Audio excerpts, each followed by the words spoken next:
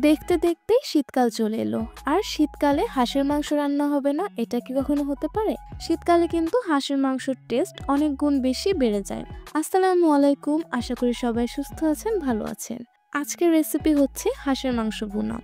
এর জন্য আমি এখানে একটি দেশি হাঁস নিয়েছি। হাঁস খুব ভালো মতো পরিষ্কার করে আমি এখন এভাবে পুড়িয়ে নিচ্ছি।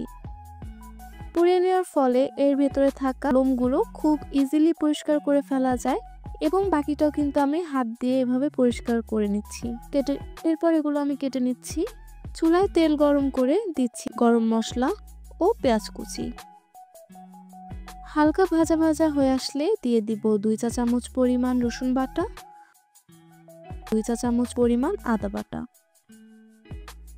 আমি এখানে হাফ কাপ পরিমাণ পেঁয়াজ কুচি ইউজ করেছি।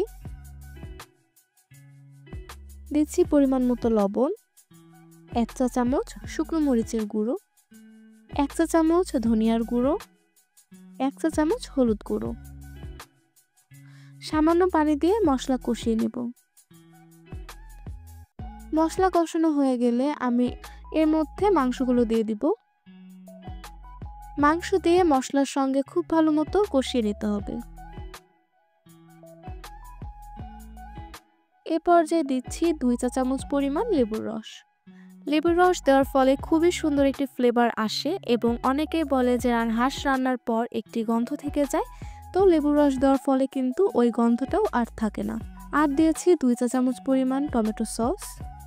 এখানে আমি বাদাম বেটে নিয়েছি, চীনা বাদাম, আর এর মধ্যে সামান্য পরিমাণ জয়ফল জয়ত্রী দিয়ে আমি বেটে নিয়েছিলাম। দিচ্ছি কিছু চিড়ে রাখা কাঁচামরিচ। এভাবে আমি পানি ছাড়া এটি খুব ভালো মতো কষিয়ে নিব। দিচ্ছি 1 চা চামচ পরিমাণ জিরা গুঁড়ো, ভালো মতো মিশিয়ে নিচ্ছি।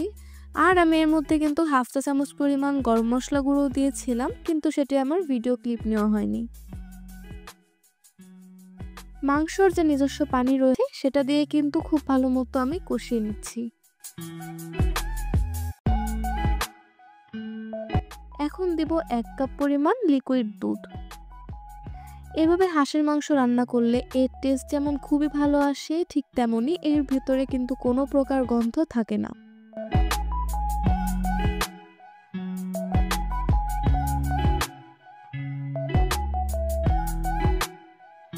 মাংস ভালো মতো কষানো শেষে আমি এটি দিয়ে দিচ্ছি প্রেসার কুকারে। প্রেসার কুকারে দিয়ে আমি আরও 1 কাপ পরিমাণ পানি দিয়ে দিব। 5 থেকে 6টি হুইসেল আসা পর্যন্ত আমি অপেক্ষা করব। এই তো এ পর্যায়ে হাঁস ভুনা হয়ে গিয়েছে। এখন আমি এটি সার্ভ করে নিচ্ছি। এই তো তৈরি হয়ে গেল গরম গরম হাঁস ভুনা। দেখে বুঝতে পারছেন এটি খেতে ঠিক কতটা মজা হয়েছে। আমি চেষ্টা করেছি সহজভাবে এবং পারফেক্টভাবে আপনাদের সাথে রেসিপিটি শেয়ার করার জন্য। আশা করব আপনারা বাড়িতে তৈরি করবেন, এবং কেমন হলো অবশ্যই আমার কমেন্ট বক্সে জানাবেন। আজকের মতো এখানে বিদায় নিচ্ছি। আল্লাহ হাফেজ।